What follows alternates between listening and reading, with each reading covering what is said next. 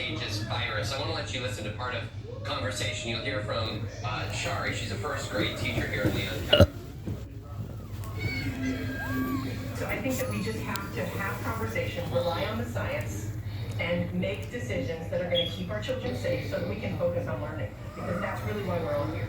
We have an opportunity to teach this amazing sense of civil responsibility to children.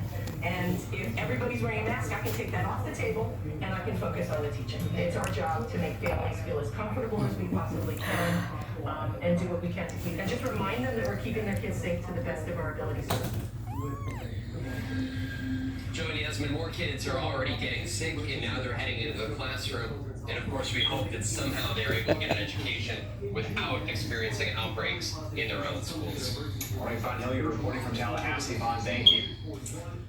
All right, the moment is finally here for thousands of people living at the northern border. Canada is now open to fully vaccinated Americans after 17 months of being closed. But visitors will see big changes at the border, including more COVID documentation and longer wait lines. NBC News correspondent Kenneth Gibson is joining us now from the Ambassador Bridge in Detroit with more. Kenneth, good to see you this morning. Talk to us first about what travelers from the U.S. need to know before crossing into Canada, and what are some of the consequences here for violating these rules? We did it again. Verizon has been named America's most reliable network by RootMetrics, and our customers rated us #1 for network quality in America, according to J.D. Power, proving there's only one best network.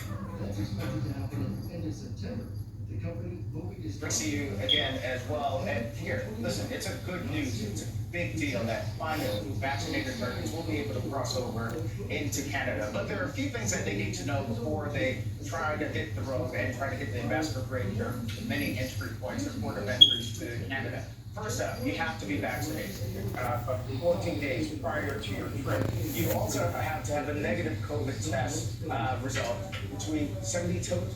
before 72 hours before you try to cross over.